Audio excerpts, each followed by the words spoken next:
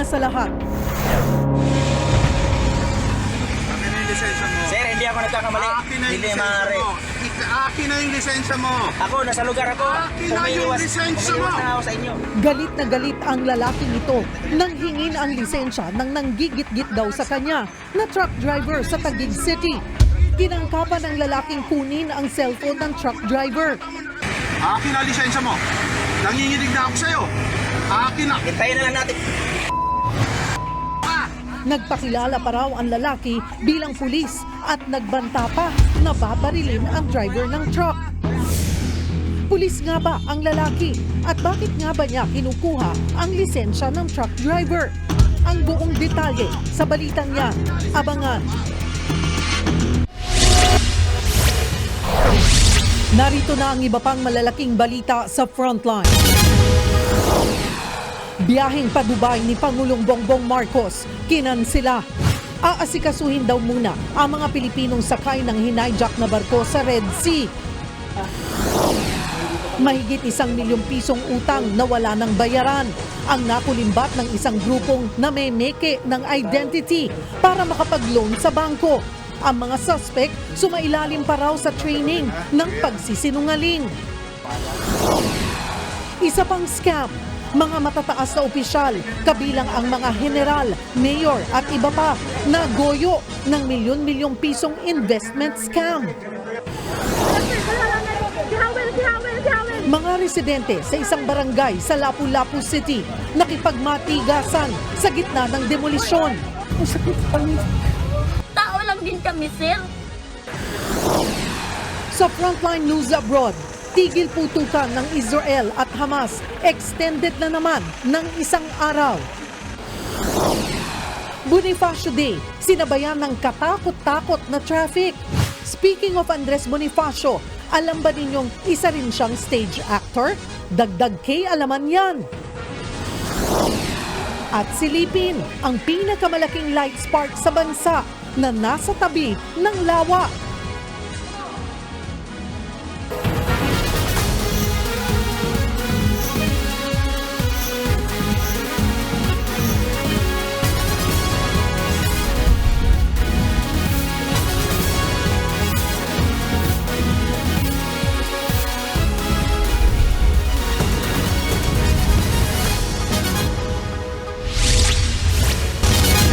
Mahigit 1 milyong pisong halaga ng bank loans ang nakulimbat ng isang modus group na namemeke ng identity sa Quezon City. Pagsisiwalat ng isa sa mga talent ng grupo, sumasailalim pa raw sila sa training para makabisado ang peking pagkatao at nagswabing makautang sa mga bangko. Nasa frontline ng balitang yan, si Elaine Fulgencio. Sa NBI kami nandito kami, nagkaroon kami ng operation. Dahil nakatanggap kami ng information na namimeke kayo ng dokumento dito. Hindi na nakapalag ang grupong ito ng suyuri ng National Bureau of Investigation ang kanilang opisina sa Barangay Bagong Pag-asa, Quezon City. Sinasabing sangkot sila sa tinatawag na synthetic o Frankenstein identity modus na nambibiktima ng mga bangko sa pamamagitan ng mga peking dokumento gaya ng ID. Ganito karaming ID at credit cards ang nakuha sa grupong ito. Kung mapapansin yung ilan dyan, iisang mukha pero iba't ibang pangalan ang ginagamit. Modus nila yan para makapangloko at makapag-loan sa mga bangko. Bineberipika pa ng NBI ang pagkakakilanlan ng 3 na arestong sospek pero ang isa sa kanila, todo tangging sangkot sila sa pamimeke ng mga ID. Sa mga sasakyan kasi business ko, nag-aahente ko ng mga sasakyan. Ayon sa NBI, isang uri ng modus ang Frankenstein identity scam kung saan kumukuha sila ng mga talent na magpapanggap bilang ibang tao. Yung pagpanloloko nila is gumagamit sila ng mga valid or legit yung mga ID na ginagamit nila. Pero yung mga information dun sa ID, yun yung mga false information. Nakausap ng News 5 ang isa sa mga binansagang talent ng grupo na si alias Auring na inabutan din sa raid. Nahikayat daw siyang sumali sa grupo dahil sa pangakong 10% na kita tuwing makakapag-loan sila sa bangko. Sa loob ng 2 buwan, makakatanggap ka na ng 500,000. Basta ma-approve daw po yung mga loan. Binigyan na po ako ng script. Pumayag na po ako. In-explain sa akin lahat ng mga kailangan gawin. Tapos ayun po, yung kinabisado ko po yung information. Ayon sa NBI, lagpas 1 milyong piso na raw ang nakuha ng grupo mula sa mga peking loan applications sa mga bangko. Palipat-lipat din sila ng opisina na nagtatagal lang ng 2 buwan. Gumawa rin sila ng website. So, itong mga taga-bangko, pag nag-CCI sila dito sa mga nag-apply ng loan sa kanila, mayroon din silang HR na tagasagot. Mayroon din silang office na in-establish na legit na office. Pero ang isa pang kinababahala ng NBI ay kung paano nakakakuha ang grupo ng mga government-issued IDs gamit ang mga peking impormasyon. So, imbestigahan namin itong anong mga sinubmit na records nitong, anong sinubmit nitong supporting documents nung pag-apply nila itong mga ID na to at paano nakalusot sa kanila ito, considering parehas lang naman yung mukha pero iba-iba yung IDs, iba-iba yung pangalan. Mahaharap ang mga sospek sa mga patong-patong na kaso gaya ng pamimeke ng mga dokumento, illegal use of alias, at violation of cybercrime law. Tatayo namang testigo ng NBI ang talent na kasama ng grupo. Nagpaalala naman ang mga otoridad sa mga bangko na mas higpitan ang kanilang requirement sa pag-apply ng loan para hindi mabiktima ng ganitong modus. Nagbabalita mula sa Frontline, Elaine Fulgencio, News 5. Arestado ang isang lalaking nasa likod ng milyong-milyong pisong investment scam sa Parañaque. Kabilang daw sa mga nabiktima ay mga matataas na uniformed personnel at mga politiko. Nagbabalik si Elaine Fulgencio. Hindi na nakapalagpa ang lalaking ito ng madakip ng National Bureau of Investigation sa entrapment operation sa isang hotel sa Parañaque. Kinilalang sospek na si Elias V na nahaharap sa kasong syndicated staffa dahil sa investment scam. Kabilang sa mga nabiktima ni Elias V ang negosyanteng si Abet. Enero ngayong taon nang mahikayat siyang mamuhunan ng 3 milyong piso sa inaalok na cryptocurrency sa pangakong malaking tubo. Ang investment is kikita ng 5%. Tapos pag ikaw yung nag-invite, may commission ka.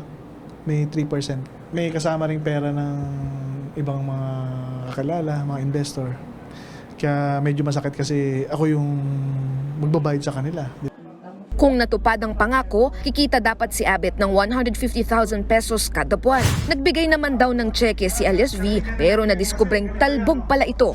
Ayon sa NBI Cybercrime Division, malalaking personalidad ang ilang pang nabiktima ni Elias V. Meron na siyang nabiktima ng mga politicians like mayors, even in uniformed personnel. May colonel, may general. Ang nalaman pa nga namin, yung isang general is nagbigay ng 10 milyon as an investment pero nawala din. Hindi na nagbigay ng pahayag ang sospek. Nagpaalala naman ang mga otoridad sa publiko na kilatising mabuti ang mga katransaksyon bago magtiwala at maglabas ng pera. Do background check first and then huwag kayong maniniwala doon sa kanyang tinatawag na accomplishment niya o successes niya through social media kasi kayang i-manipulate yung social media, yung information doon. Pera niyo ang nakasalalay dyan. Nagbabalita mula sa Frontline, Elaine Fulgencio, News 5. Patong-patong ang paglabag ng isang tricycle driver matapos siyang mahuli dahil sa pagsuway sa traffic light sa Maynila.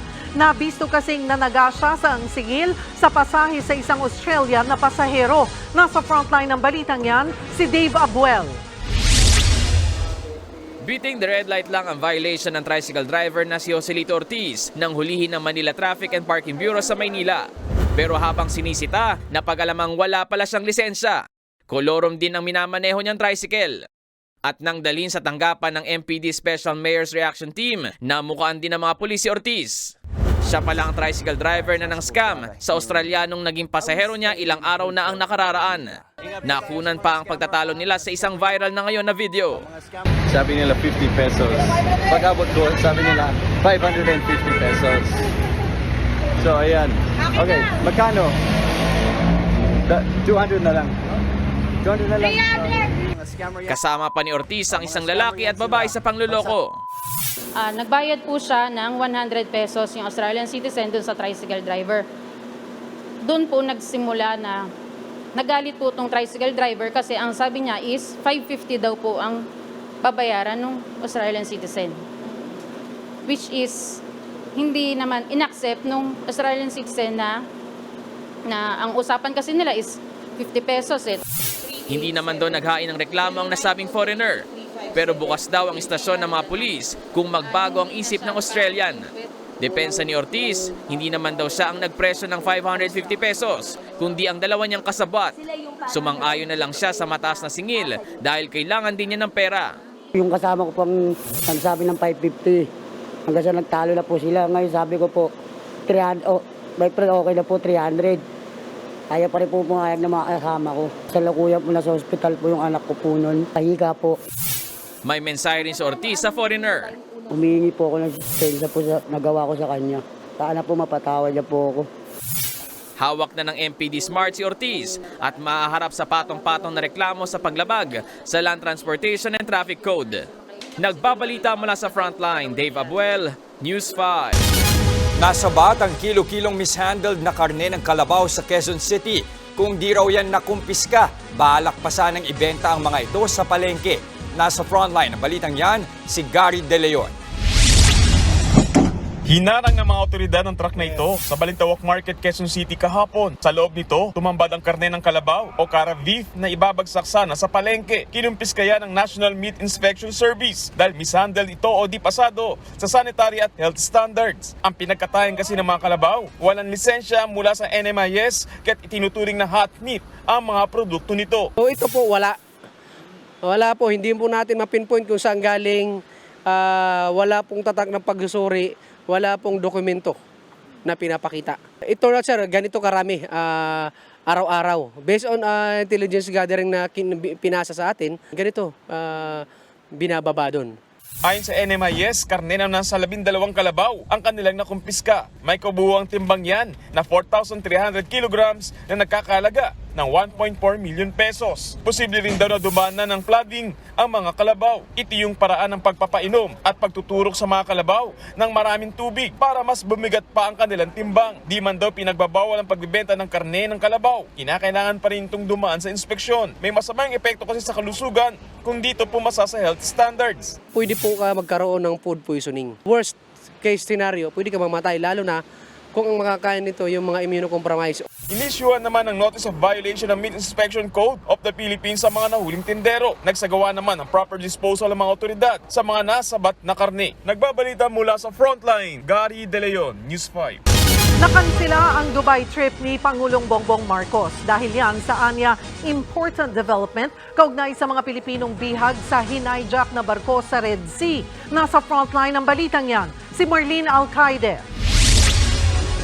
Maagang dumating sa Villamor Air Base sa Pasay ang mga delegasyon ni Pangulong Bongbong Marcos na kasamang pupuntang Dubai para dumalo sa Conference of Parties to the UN Framework Convention on Climate Change o COP28. Kabilang dyan ang kanyang economic team na sina Finance Secretary Benjamin Jokno, NEDA Secretary Arsenio Balisacan at DTI Secretary Fred Pascual. Nakahanda na rin ang aeroplanong sasakyan nila pero kaninang pasado alas 8 ng umaga, biglang may inanunsyo si DILG Secretary Benher Abalos. Magandang umaga po sa inyong lahat. Ngayong umaga po ay dapat na patungong Dubai, for the COP ang ating mahal na Pangulo. Ito po ay tungkol sa framework ng United Nations climate change sa environment. Ngunit ito po'y na-cancel ngayong umaga. Ang kanselasyon ng biyahe ni PBBM ay dahil sa anyay important development sa 17 Pilipinong seafarer na sakay ng hinijack na barko sa Red Sea. Sa social media post pa ng Pangulo, sinabi niyang makikipag-meeting siya ngayong araw para sa pagpapadala ng high-level delegation sa Tehran, Iran. Magbibigay rin ng mga tulong sa mga Pilipinong hostage. Nang tanungin si Abalos kung anong tinutukoy na importanteng development at kung gaano ito kaseryoso, matipid ang sagot ng kalihim. Anything that will be involving our seafarers ay napaka-importante para sa ating Pangulo. Pero at this point, sana maunawaan nyo, hindi ko pwedeng i-discuss kung ano nangyayari because of the sensitive issues. Secretary, ganong kaseryoso yun? Kaya talaga... Well, I cannot comment on that. Ayon naman sa Department of Foreign Affairs, nasa maayos ng kondisyon ng mga Pilipinong seafarer at inaasahang mapapalaya rin kalaunan. Dahil sa kinansilang biyahe ng Pangulo, si DENR Secretary Antonia Yulo Loizaga na muna ang magiging kinatawan ng Pangulo sa Climate Change Summit. May mga inaayos din silang bilateral meetings para sa Pangulo. Nakatakda rin sanang makipagkita si PBBM sa Filipino community doon. Si Yulo na ang naatasang magbasa ng 2 pahayag ni PBBM sa taunang summit. 237 registered on-site delegates na nagre-represent sa 16 na ahensya at members ng civil society ang Pilipinas. Ang ilan sa kanila nasa Dubai na, habang iba pa, gaya ni Abalos, ay bukas pa ang alis pa Dubai. Nagbabalita mula sa Frontline, Marlene Alcaide, News 5. Perwisyong landslide ang inabot ng mga motorista sa Ilocos Norte, bunsod ng walang patid na ulan. Sa Cagayan, nahirapan din sa pagbiyahe ang ilan dahil naman sa baha. Nasa frontline ng balitang yan si John Aroa. Sa palarang nilusong ng motoristang ito ang baha sa Bagao, Cagayan. Yan ay kahit pa mabilis ang pagtaas ng tubig. Ang isang rider tumirik ang motorsiklo sa abot tuhod na baha. Napilitan tuloy siyang itulak ang kanyang motor. Ang Bitag Pequeño Overflow Bridge, inabot ng rumaragas ang baha. Kahit delikado, pilit pa rin tumawid ang ilang residente. Ayon sa Cagayan Disaster Restoration Management, higit 50 pamilya ang inilikas sa Bagao dahil sa baha. Patuloy rin anila sila nakabantay dahil walang patid pa rin ang pag-ulan. Early morning yesterday hanggang afternoon, medyo nakakaranas tayo ng heavy rain. But so today, southern portion, wala nang gaano. Cloudy na lang, panakan ang mga pag-aambon. Kasulukuyan ding inaalam ang halaga ng pinsala ng baha at ulan. Marami rin kasing palay na nasira sa ilang sakahan. Bukod sa Bagao, di rin nakaligtas sa baha ang Natalyag at Manga Bridge sa Piña Blanca. Bunsod yan ng pag-apaw ng Pinakanauhan River. Umapaw din ang isang ilog sa bayan ng Gataran. Galing daw ang tubig sa paanan ng Sierra Madre. Landslide naman ang namerwisyo sa National Highway sa Pagudpud, Ilocos Norte. Nabalot ng putik ang kalsada sa ilang araw na sunod-sunod na pagguho ng lupa. Isang lane lang din ang nadaraanan. Sa ngayon, puspusa na ang clearing operation sa naturang kalye. Isa kasi ito sa mga pangunahing daanan patungong Cagayan at iba pang probinsya sa norte. Ayon naman sa Pag-asa, ang mga pag-ulan sa norte ay dulot ng amihan. Posible pa yang magtutuloy-tuloy sa mga susunod na araw. Nagbabalita mula sa Frontline, John Arua, News 5. Maging listo pa rin sa mga pagbaha at pagguho ng lupa, mga kapatid. Magpapatuloy ang maulang panahon sa malaking bahagi ng bansa. Dulot ito ng northeast monsoon o hanging amihan. Sinasabayan pa yan ng easterlies o yung mainit na hangin mula Pacific Ocean. Makulimlim na panahon na may mga pag-ulan ang mararanasan sa Aurora, Apayao, Batanes, Cagayan at Babuyan Islands. Doble ingat po sa mga kapatid natin sa norte sa mga flash flood at landslide. Bahagyang maulap na papawirin naman na may pulu-pulong ulan na ang bubuho sa Ilocos Region at natitirang bahagi ng Cordillera at Cagayan. May mga tsansa rin ng mahihinang ulan dito sa Metro Manila. Susunod, driver ng truck sinugod at pinagbantaan ng isang nagpakilalang pulis sa Taguig. Wala akong problema. Wala akong pagkakamali. Sa pagkano? Ginit-git mo kami, hindi mo nakikita yon? Ano nakikita? Pinatay mo kami! Ikaw wala sa linya. Israel at Hamas pinalawig ulit ang ceasefire sa gitna ng palitan nila ng mga bihag at preso. At Catherine Bernardo, kinumpirma na ang breakup nila ni Daniel Padilla. Abangan ang lahat ng yan sa pagbabalik ng Frontline Pilipinas.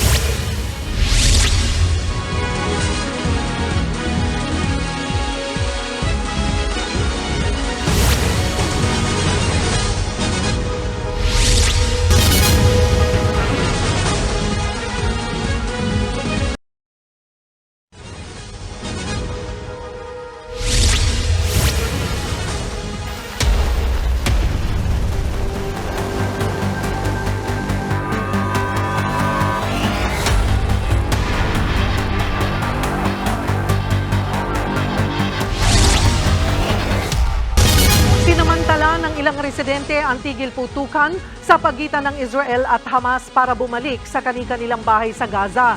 Inaasahan namang mas maraming bihag pa ang pagkakawalan ngayong pinalawig pa ng isang araw ang ceasefire. Ang Frontline News Abroad sa report ni Maricel Halili.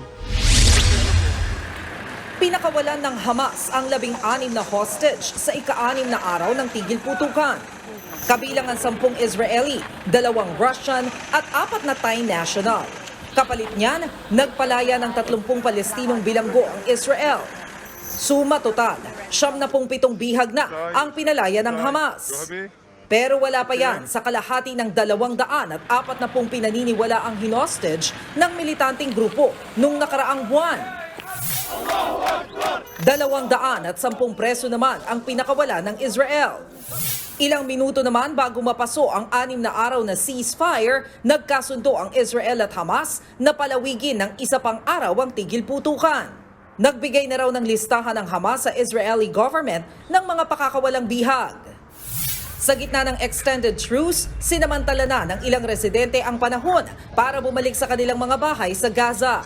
Pero ang nadatnan nila, sira-sira at halos mapulbos na mga gusali. Naghanap na lang sila ng pwedeng mapakinabangan, gaya na lang ng mga damit. Nananatili namang problema ng mga residente ang kakulangan ng supply ng pagkain. Hindi naligtas inumin ang tubig sa kanilang lugar dahil may mga lumot na. Dahil dito, patuloy ang pagtaas ng bilang ng mga nagkakasakit ng diarrhea, respiratory infection at sakit sa balat. Meron na ring outbreak ng hepatitis doon. Una nang nagbabala ang World Health Organization na mas marami pang mamamatay sa mga sakit kesa sa mga airstrike.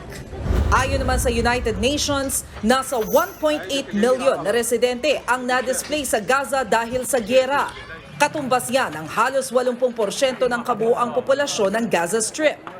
Sa dami nila, kulang na kulang pa rin ang mga dumadating na relief goods lula ng mga truck.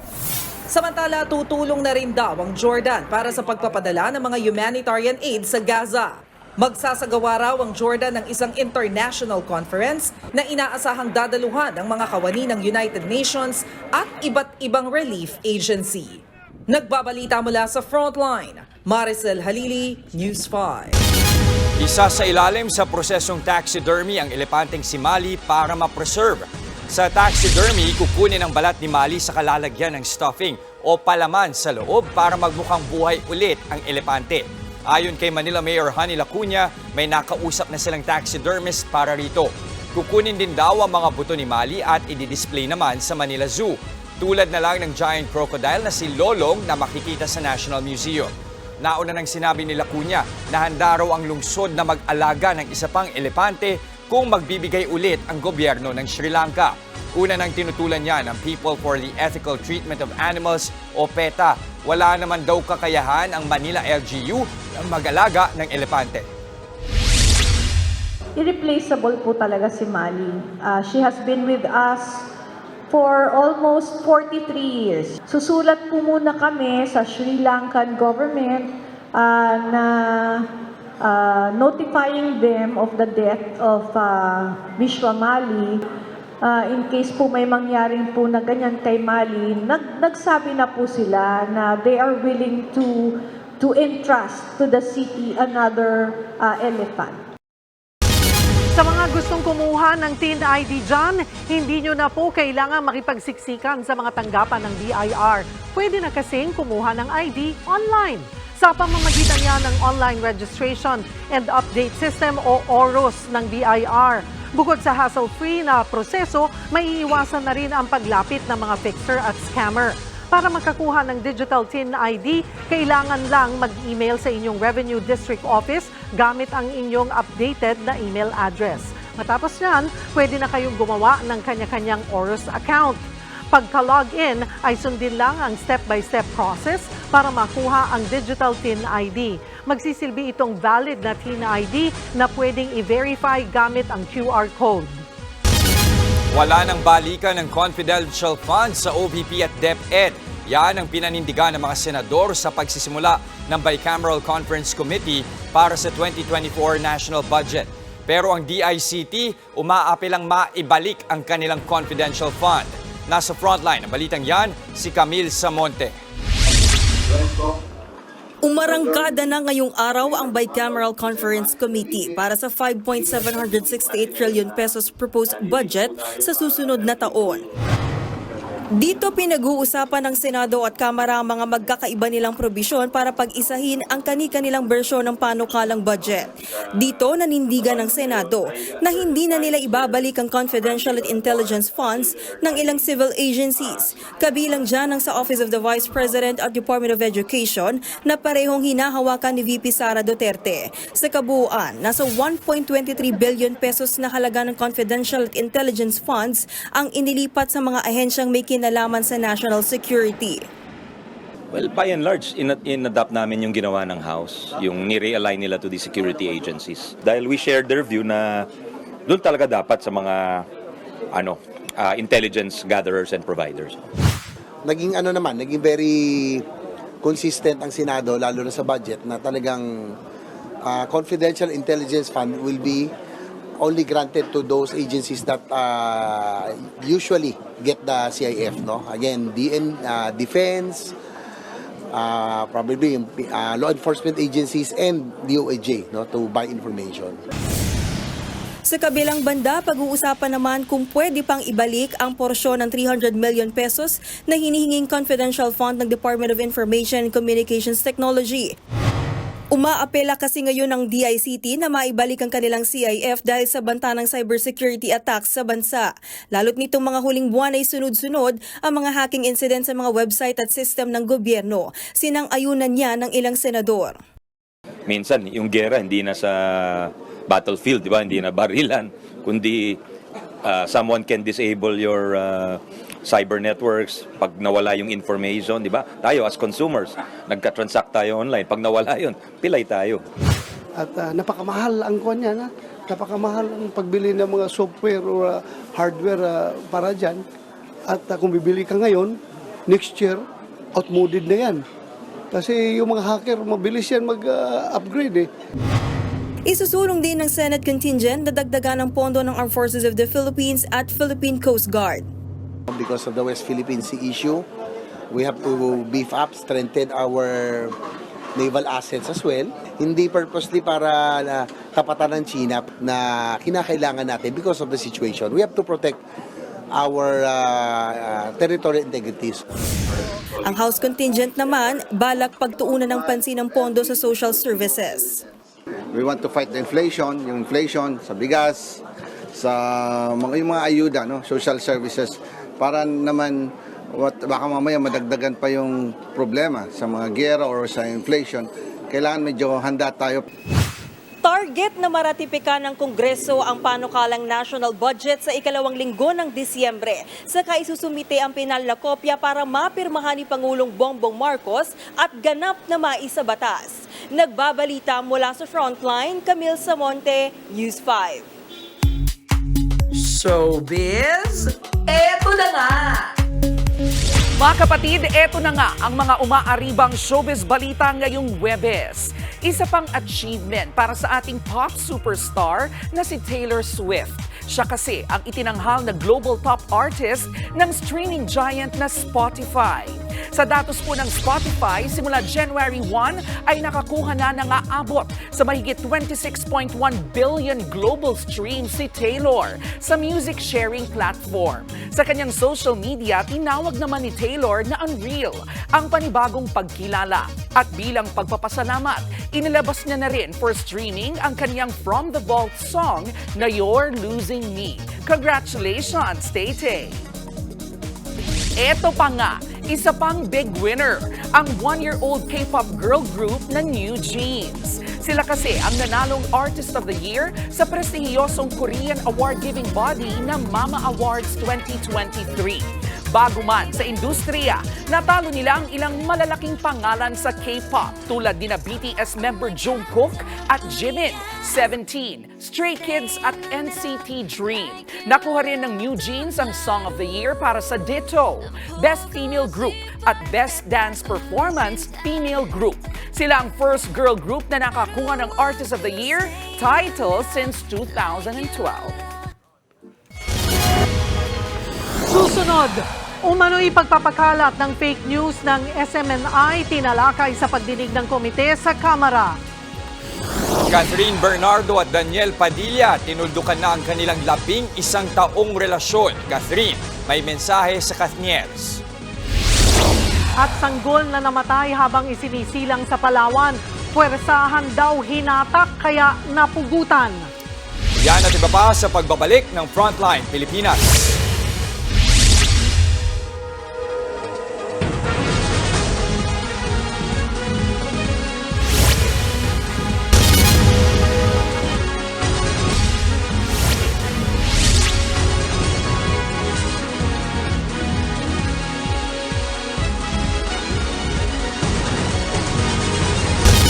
Ginisa sa Kamara ang SMNI tungkol sa report nila ng travel expense ni House Speaker Martin Romualdez. Git ng Kamara, fake news ito. Pero depensa ng SMNI, nagtatanong lang naman sila. Nasa frontline ng balitang yan, si Marian Enriquez. Ang SMNI episode na ito na may patanong na pamagat na Speaker Romualdez, inabot ng 1.8 billion pesos ang travel expense ang naging sentro ng pagdinig kanina ng House Committee on Legislative Franchises tungkol sa umunoy fake news ng SMNI. Pinunayan ni Quezon Representative J.J. Suarez ang idinepensa ng legal officer ng istasyong pag-aari ng Suarez Sug Media Corporation. Walang fake news at nagtatanong lang naman daw ang anchor ng programa. There was no allegations about the 1.8 billion pesos, Mr. Chair. It was just a question given not in behalf of SMNI, but it is a statement by an anchor of SMNI.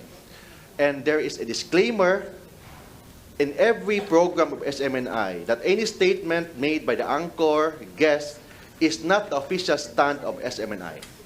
Second, Mr. Chair, there was no deliberate false information.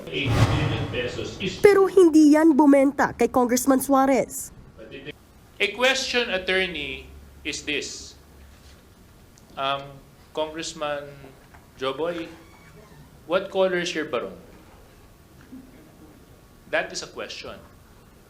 But when you say on live TV, meron po kaming natanggap na balita. Ang speaker ay gumastos ng 1.8 billion pesos sa traveling. Hindi lang yun. Baka madagdagan pa yan kung isasama yung entourage. Baka umabot pa ng 2 billion. Dinagdagan pa. At sinabi, how do you spend 1.8 billion pesos? Umuwi pa ba siya sa bahay? That's not a question, attorney. That is, at the very least, malicious innuendo. At the very least. But from where I'm standing, that is a direct accusation to the House of Representatives. We cannot dictate on our anchors what questions to ask, how to ask it, when to ask it. In the same manner, if there are guests there, we cannot also tell the guests to answer this way or that way. They exercise a certain degree of independence. Pagdidiin naman ng mga kongresista, hindi rin pwedeng sabihin ng SMNI na protektado sila sa kanilang disclaimer dahil nasasaad sa Section 4 ng kanilang prangkisa o RA 11422 na hindi dapat hayaan ng franchise holder na magamit ang kanilang mga pasilidad sa pag-eere ng mga indecent language o pagkakalat ng deliberately false information o willful misrepresentation. If you can prove that the 1.8 billion pesos is true, I'll resign. But if I can prove that the 1.8 billion that your program said is false, lagay nyo dito yung prangkisa nyo on the line. Kaya ka? Mr. Chair, if I may. Hindi, yes or no? I cannot answer that, Mr. Chair. I'm just a lawyer. That's not part of my authority. Paglilinaw ng House Secretary General, hindi 1.8 billion pesos, kundi 4.347 million pesos ang travel expenses ng opisina ni House Speaker Martin Romualdez mula Enero hanggang Oktubre ngayong taon. Kung gastos naman ng buong Kamara ang sisilipin, aabot lang ito sa mahigit 39 million pesos. Humarap din sa pagdinig ang anchor na si Ka Eric Zelis. Giit niya, 2 ang kanyang source tungkol sa travel fund ni Romualdez. Pero kalaunan inamin din niyang nagkamali sila at hindi nakumpirma ang impormasyon sa kamera. Are you willing to recant your statements and apologize to Congress? If that will heal the wound of the degree of an amount of insult that was forwarded to Congress, kung ganun pong epekto niyan, wala pong problema sa akin personally yon. Sabi naman ng legal counsel ng Suara Sub Media Corporation, Pero feeling namin, parang nilalagyan kami ng busal dito. nagbabalita mula sa Frontline, Marian Enriquez, News 5. Nagliyab at sumabog ang magbubukas pa lang sana na gasolinahan sa Nueva Ecija. Pilit inaapulan ng mga bumbero ang nasusunog na gasolinahan sa Bongabon mag-aalas 10 kagabi. Base sa investigasyon, nagsimula ang sunog ng isinali ng gasolina mula sa truck papunta sa gas pump. Dito na nagkaroon ng pagsabog kung saan nasugatan ang may-ari ng gasolinahan. Nasunog din ang truck. Inaalam pa ang sanhi ng sunog. Tumagal ito ng higit 1 oras bago naapula. Muling nagkasa ng clearing operation ng MMDA sa mga iligal na nakaparada sa mga itinalagang mabuhay lane sa Quezon City. Kabilang sa mga nasita ay 2 armored car, 1,000 piso ang multa para sa mga sasakyang may driver o bantay, 3,000 piso naman kapag walang bantay. 60 sasakyan ang nahuli habang 9 ang na-tow. Ikinasa ng MMDA ang clearing operation sa mabuhay lanes na iniingganyong alternatibong ruta kasunod ng tumitinding traffic sa mga pangunahing kalsada sa Metro Manila.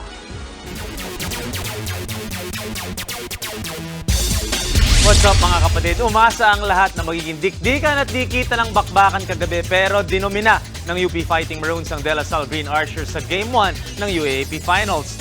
30 points ang lamang ng UP at isang panalo na lang ang kailangan nila para makuha ang pangalawang championship nila in 3 years. Hindi masyado nagkaiba ang field goal percentage ng dalawang koponan. 40% para sa UP, almost 39% naman para sa DLSU. Pero lamang ng 13 attempts at 9 free throws ang Maroons, sama mo pa yung +7 nila sa 3-point baskets. 10 ang lamang ng UP Fighting Maroons sa rebounding department habang 11 more turnovers ang nakomit ng DLSU sa laban. Lopsided ang naging Game 1 pero siguradong atat bumawi ang Lasal sa linggo. Ang UP naman gusto na uli mag-champion. Pero bago pa tayo umabot sa Game 2, nagbabalik ang UAAP Cheer Dance Competition sa Sabado, December 2. Inaabangan ng mga fans ang defending champions NU Pep Squad na inspired by Elvis Presley daw ang magiging routine. Unang sabak din ni Coach Gab Bahakan at makikita kung maulit niya ang success ni Coach Jika Bernabe. Super Mario naman daw ang team ng last year's runner-up FEU at siguradong gusto nila mabalik sa Moraita ang Cheer Dance Championship. Sabay naman sa uso ang UST na K-pop vibe ang kanilang routine, Blackpink daw ang kanilang inspirasyon. Cheer Dance na naman po tayo mga kapatid, bardagulan na naman ang magaganap sa social media. Kayo, sino mga pambato nyo? Huwag kayong alis, sports pa tayo mamaya. Susunod, mga residente ng Pag-asa Island, kulang na sa gamot, wala pang doktor para sa mga may sakit. Kaya PCG nag-medical mission sa isla. Paggunita ng Bonifacio Day sa Caloocan, perwisyo at galit ang dala sa mga motorista. At demolisyon sa bahay ng mga informal settlers sa Lapu-Lapu City sa Cebu, nauwi sa gulo. Tutok lang mga kapatid, magbabalik pa ang Frontline Pilipinas.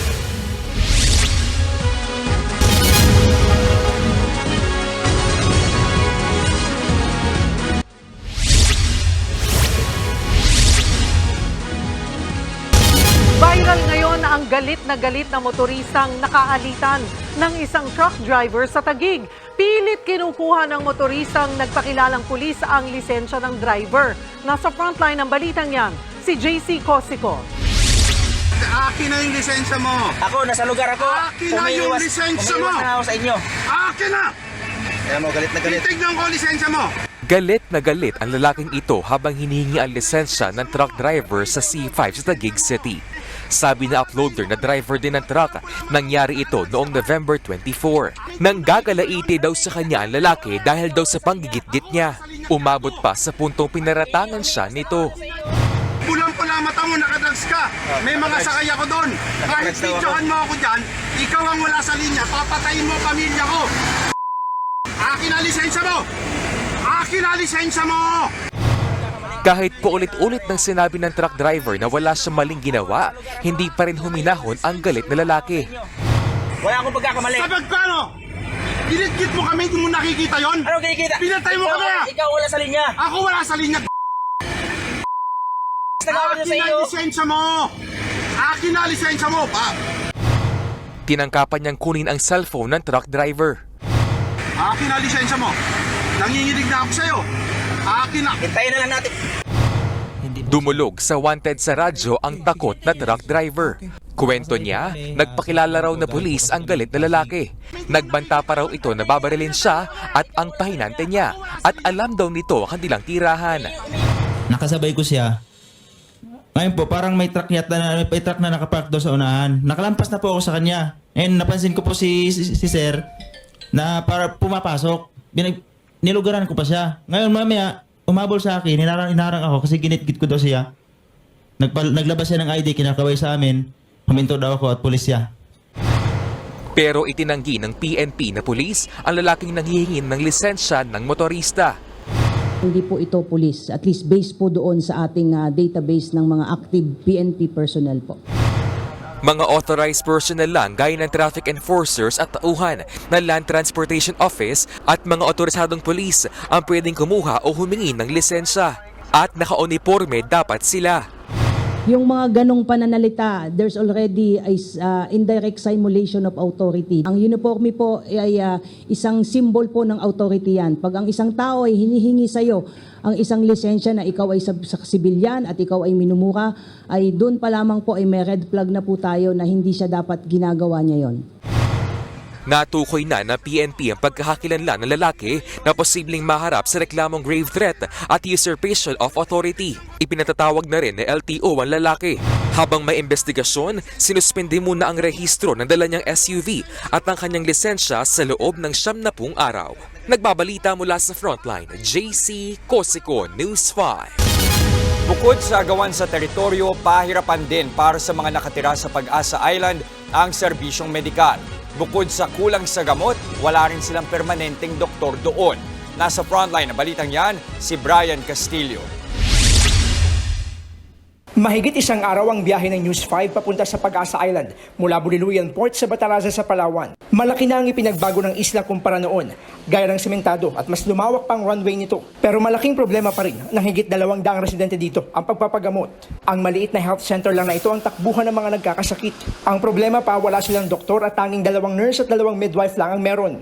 Yung mga tao dito, bihira lang sila nakaka-experience ng face-to-face na check-up. Kami mga nurses nag-a-assess, mga midwife nag-a-assess, tapos sinisend namin lahat ng mga simptomas sa doktor, tapos kung ano yung mga ibang findings bago yung doktor, sinisend lang din kung ano yung diagnosis niya. Limitado lang din ang supply nila ng mga gamot. Matagal na rin daw nilang hinihiling sa gobyerno na magkaroon ng medical technologists na makapagsasagawa ng laboratory tests sa mga pasyente. Bukod sa mga umaaligid na barko ng China, isa na marahil sa mga pinakapinangangambahan ng mga residente ng Pag-asa ay ang magkasakit. Wala kasing permanenteng doktor dito at daang-daang milya ng karagatan ang kailangan mong tawirin bago makarating sa mainland Palawan kung nasaan ang mga ospital. Kaya ngayong araw nagkasa ng medical at dental mission ang Philippine Coast Guard sa Pag-asa Island kasama ang volunteer doctors at dentists. Bit-bit din nila ang mga libreng gamot. Isa sa mga pumila para magpa-check up ang mag-anak na sa kamay. Kasama nila ang kanilang baby na ilang araw na raw inuubo. Malayo po itong isla na to. Kaya kailangan po talaga may itong conduct po ng medical. Kasi malaking tulong po dito sa mga taga dito po. Unang beses naman magpapabunot ng ngipin at magpapatingin si dentista si Dante. Bihira lang po dito yung ma-servisyohan sila lalo sa dental tsaka sa health nila para po hindi na po sila pumunta pa ng malalayo. Meron ding libreng bakuna at anti-rabies para sa mga aso. Patuloy naman ang apela ng mga taga Pag-asa Island sa gobyerno na gawing mas accessible pa ang pagpapagamot. Nagbabalita mula sa Frontline, Brian Castillo, News 5. Nagkabuhol-buhol ang traffic sa monumento sa Caloocan dahil sa paggunita ng Bonifacio Day ngayong araw. Ngayon kasi ginawa ang iba't ibang programa kahit na noong Lunes ang holiday. Nasa frontline ng balitang yan, si Dave Abuel. Katakot-takot na traffic ang sumalubong sa mga motorista at commuter sa EDSA Monumento kaninang umaga. Maging mga motor, ipit din sa traffic. Marami kasing sinarang kalsada simula pa kagabi. para sa paggunita sa kapanganakan ni Andres Bonifacio sa kanyang bantayog sa Caloocan City. Kahit na noong Lunes idineklara ang holiday, ngayong araw naman ginawa ang mga commemoration. Sumabay tuloy yan sa regular na pasok sa trabaho at eskwela. Kaya ang mga commuter walang nagawa kundi maglakad. Ang iba nga sa EDSA carousel na naglakad para salubungin ang mga naipit na bus. Kung hindi nila change yung holiday, so maraming hindi narihirapan ng mga estudyante, mga may appointment, lalo na kami may mga trabaho. So sobrang hirap para sa amin to. Hindi namin alam, mas maaga-aga sana kaming umalis dun sa Dagupan. Ayon sa Caloocan LGU, hindi naman daw sila na problema noon sa traffic kapag Bonifacio Day. Gusto kami ng maraming traffic enforcer at PNP, ating mga kapulisan po. Pero ganun po man po, talagang nag-build up yung traffic dahil nga po may mga pasok po. Meron po kasi malalaking school sa paligid ng BMC or Bonifacio Monument. Since hindi po holiday ngayon, so may pasok sila. And yung iba rin pong mga delivery, walang holiday po ngayon. Yun po yung nakita namin nag-cause po ng traffic. Alas 8 ng umaga na magsimula ang programa na pinangunahan ni Executive Secretary Lucas Bersamin. Nag-alay siya ng bulaklak bago magtalumpati tungkol sa kabayanihan at pagmamahal sa bayan ni Bonifacio. Bagay na dapat daw tularan ng ating mga kababayan. Alas 9 nang buksan ang daloy ng trapiko sa monumento. Sa isang kilos protesta naman idinaan ng iba't ibang grupo ang paggunita sa Bonifacio Day. Panawagan nilang itigil ng giyera sa Gaza sa pagitan ng Israel at grupong Hamas. Dapat daw magkaroon ng pakialam ang mga Pilipino sa gera dahil kahit sa malayo tayo, malaking paglabag ito sa karapatang pantao. Hindi sa nangingialam, pero malasakit. Malasakit sa bawat kabataan, magulang, kababaihan, lahat na. This is human rights. Kasabay naman ng pagdiriwang, 6 na bagong honorees mula sa iba't ibang larangan ang nadagdag sa higit 300 pangalan sa Wall of Remembrance sa bantayog ng mga bayani sa Quezon City. Present sa seremonya si dating Vice President Leni Robredo. Nagbabalita mula sa Frontline, Dave Abuel, News 5.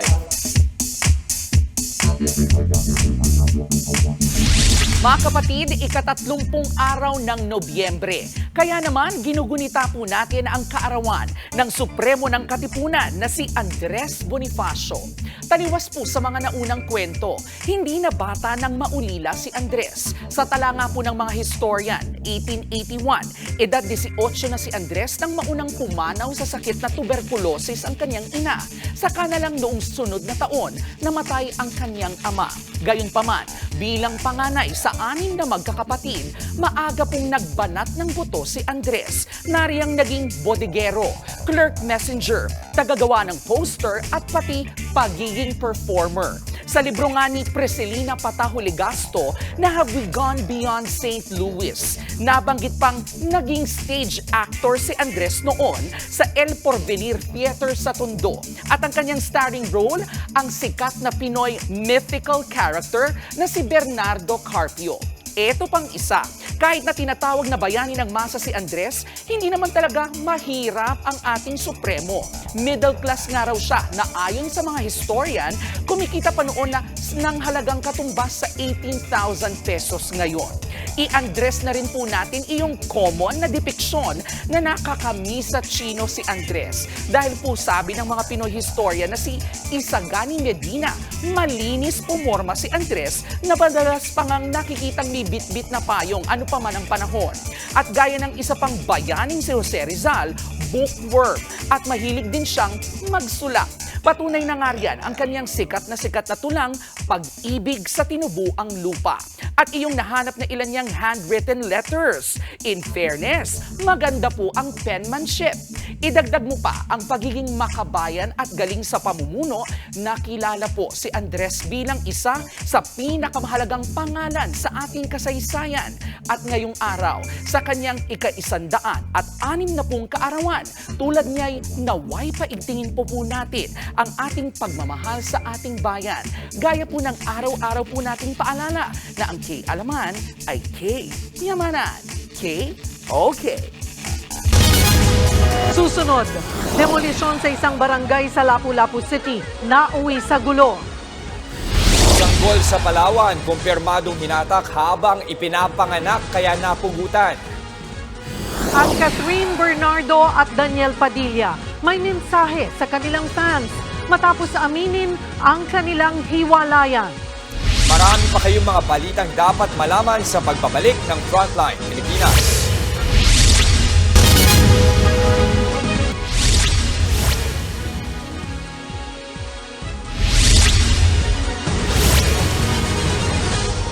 Nagkainitan ang mga otoridad at residente sa gitna ng demolisyon sa Lapu-Lapu City. May naiyak pa dahil kung kailan daw magpapasko saka sila pinalayas. Nasa frontline ng balitang yan, si John Aroa. Sa gulo na uwi ang demolisyon sa Barangay Bangka, Lapu-Lapu City kahapon. Ikinagalit ng mga residente ang pagdating ng demolition team. Pero ang ilang nagtangkang pigilan ang demolisyon, hindi umubra sa mga escort na pulis. Ang lalaking ito nagpupumiglas pa ng isama ng mga pulis. Todo video naman ang iba pa nilang kasama para i-post ang nangyari. Sa kabila ng pagpupumiglas ng mga residente, natuloy ang demolisyon. Hindi makatarungan, sir. Hindi dapat ganito. Inaabuso nila yung mga mahihirap. Tao lang din kami. Si Tatay Alex, naiyak na lang ngayong wala na siyang tahanan. Magpapasko raw pa man din. Ganun ang nangyari sa amin. Ang sakit sa amin. 39 na bahay ang giniba ng mga pulis at LGU. Ito naman ang inaresto ng mga pulis. Kabilang narito ang 3 aktivistang nakigulo sa demolisyon. Ayaw nila magpa-aresto despite sa gulo nga ginawa nila. So natural yung pulis natin gumawa talaga ng reasonable force na masubdue sila para ma-neutralize, ma-aresto natin sila. Hindi naman daw nagkulang sa paalala ang lokal na pamahalaan. Pinuntahan namin sila, pinakiusapan ng maayos, kaso nga ayaw nila. Kasi may tao talaga na kahit tinulungan na, ayaw pa nila tumanggap ng tulong. Kahit yun ang totoo na hindi naman talaga sila yung may-ari ng lupa. Taong 2022 pa dapat giniba ang mga bahay sa lugar pero ipinagpaliban ito na magkaroon ng lease agreement ang may-ari ng lupa at mga residente. Yun nga lang, may mga hindi nagbayad kaya't nagdesisyon ang may-ari na ipagiba na ang mga bahay. Naglabas din ng notice to vacate ang korte. Ngayon namang wala na ang kanilang mga tahanan, umapila ang mga residente ng tulong. Wala kami trabaho. Matanda na kami. Mahingi kami ng pera para sa pagkain o sa medisina. Sinisikap na raw ng LGU na hanapan ng malilipatan ang mga apektadong residente. Makakatanggap naman ng tig 20,000 pisong financial assistance ang bawat pamilya. Nagbabalita mula sa Frontline, John Aroa, News 5. Patay ang isang lalaki matapos sumalpok ang kanyang kotse sa kasalubong na truck sa Davao City. Sa video na ito, kagabi makikitang wala ng buhay ang driver na si Christopher Dalangin. Nasa loob siya ng sasakyan sa gitna ng highway sa Barangay Los Amigos. Wasak ang harapan ng kotse habang nagkalat ang dugo sa kalsada. Ayon sa mga otoridad, nasa tamang lane ang truck nang mag-counterflow ang kotse kaya nagkabanggaan. Patay si Dalangin. Habang ligtas naman at nakakulong na ang truck driver na si Daniel Saita. Tumanggi nang magbigay ng pahayag ang pamilya ng biktima.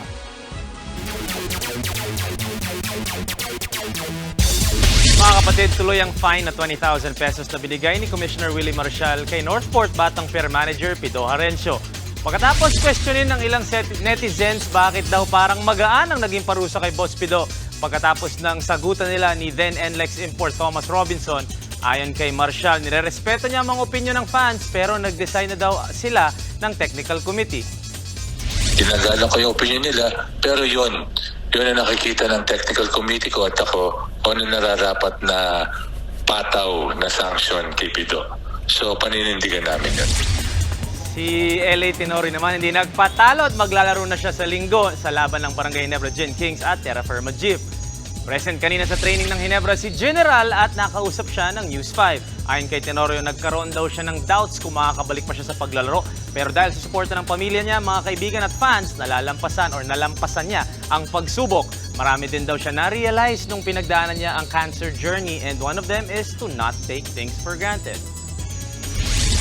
You don't have to wait till something happened to you or to your loved ones until you realize that, you cannot take anything for granted. So, this time, if I can make another streak, why not? Diba? Why not? Especially now that you know, every time I play, I will just play my best because, you know, you never know what's gonna happen the next day. Iba ka din talaga, Kuya LA. Kahit cancer, hindi ka napigilan maglaro. Sabi nga ni Tenorio, marami siyang na-realize. Tayo din may na-realize tonight. Walang forever. It's your sports Tito Mike Reyes. Peace and love. Susunod, napugutang sanggol sa Palawan. Pinwersa raw hatakin ng ipanganak. Husay sa pag-arte ni Maris Racal sa seryeng Can't Buy Me Love, pinusuan online. Catherine Bernardo at Daniel Padilla sabay na kinumpirma ang pagtatapos ng kanilang 11-year relationship. Kat at DJ, may mensahe sa fans.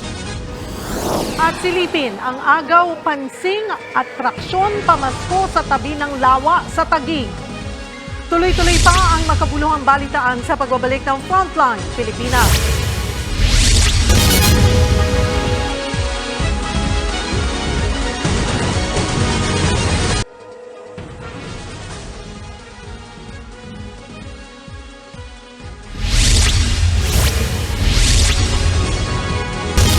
Puwersahang hinata kaya napugutan na ang sanggol na ipinanganak sa Palawan noong November 19. Hindi rin daw totoo ang pahayag ng paanakan na matagal ng patay ang sanggol sa sinapupunan. Nasa frontline ng balitang yan, si Brian Basa.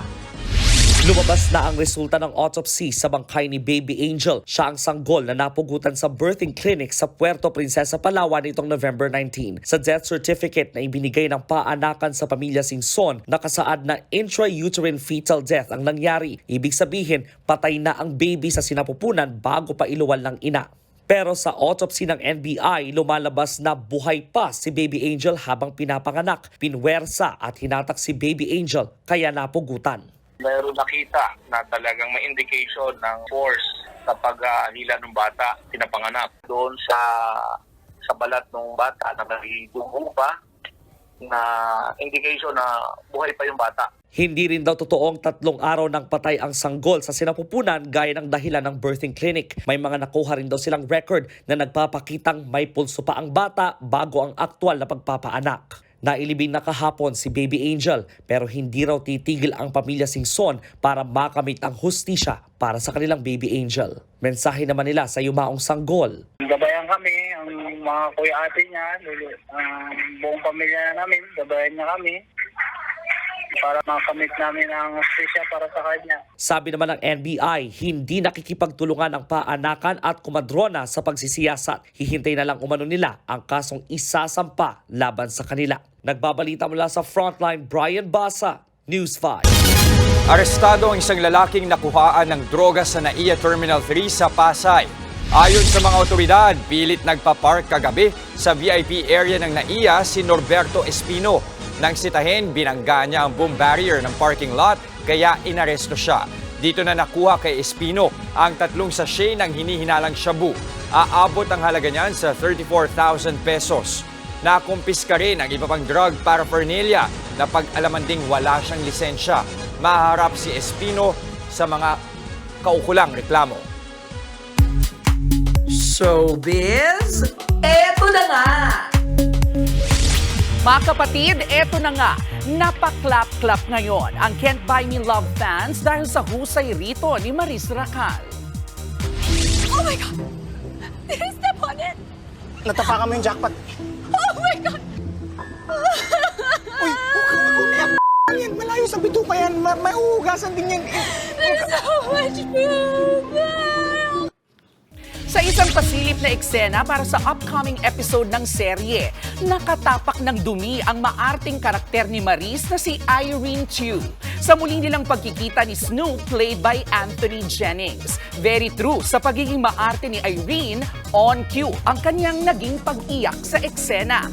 Hinangaan naman yan ng mga netizen, kaya naman agad na nagtrending online si Maris. Subaybayan si Maris at ang Don Bell sa Can't Buy Me Love, Lunes hanggang Biyernes, 8:30 p.m. dito sa TV5.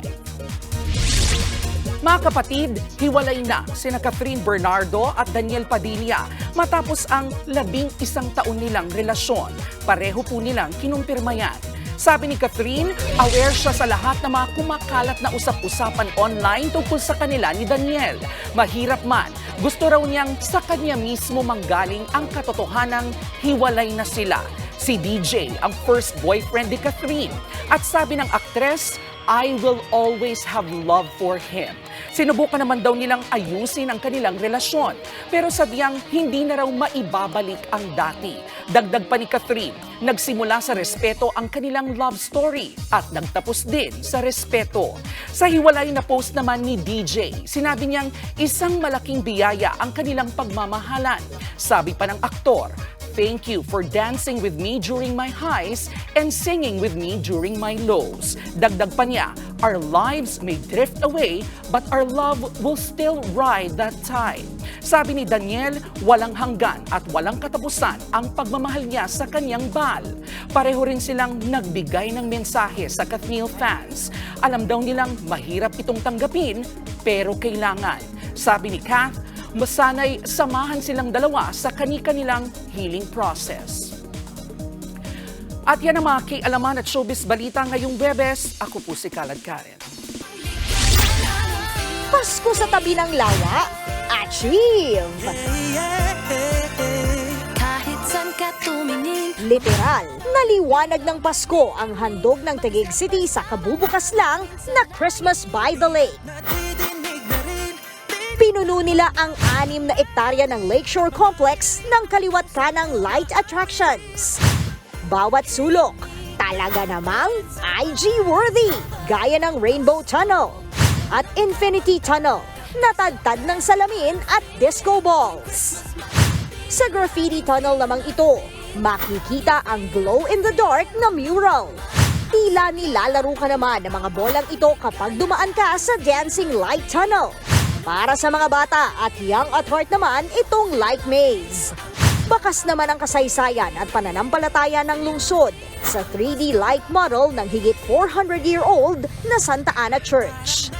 Sa lawak ng pasyalan, ito ang itinuturing ngayong pinakamalaking light spark sa bansa. At kapag nagutom sa pamamasyal, pwede ring mag-food trip. Masaya po din, first time lang din naman talaga namin pumunta dito. Okay naman yung mga foods, maraming tao, masaya at maganda talaga yung experience namin. Lahat siguradong mag-e-enjoy, lalo na't libre ang entrance. Bukas ang Christmas by the Lake hanggang January 14, 2024. Pwedeng bumisita tuwing Linggo hanggang Huwebes mula alas 5 ng hapon hanggang alas 10 ng gabi. Extended sila hanggang alas 11 ng gabi kapag Biyernes at Sabado. Nagbabalita mula sa Frontline, Laila Pangilinan, News 5. Ayan nga po ang report ni Laila Pangilinan. Affected tayo lahat, ano? Ayan. Natigilan tayo eh. Bago meron. 11 years. Sad ako. Sino 11 years bang naman din hindi Friends ko silang dalawa eh. Got to believe pa lang. Oo. Got to believe. May Ako Kathniel sobra ako heart. naging fan dun sa Too Good to Be True. Too good to be true. Si Lolo. Lolo, sir. Oo. Pero katulad nga ng sabi nila, tulungan natin sila sa kanilang healing. Tulungan nila Proseso. Involved na lahat eh. Involved na lahat, Oo, eh. Parang tayo yung Investment na eh. Parang Investment tayo na. yung nakipag-break, yung sasabog yung dibdib mo. I'm sure ganun din ang mga Kathniel. Hinga tayong lahat, affected lahat. Pero mga kapatid, 25 days na lang po, Pasko na. At yan ang mga balita. Hindi ako makasaya. Oo, ayaw ba? Malungkot. Hindi kaya. At yan ang mga balita mula sa Frontline ng Pilipinas sa araw na ito. Mga balita at impormasyong para sa mga may alam at may pakialam. Kami ang inyong mga kasangga sa pagbabalita. Kasama sina Kalad Karen at Tito Mikey Reyes at sa ngalan ni Julius Babaw, ako po si Jess De Los Santos. Ako naman po si Cheryl Cosim. Magandang gabi, Pilipinas.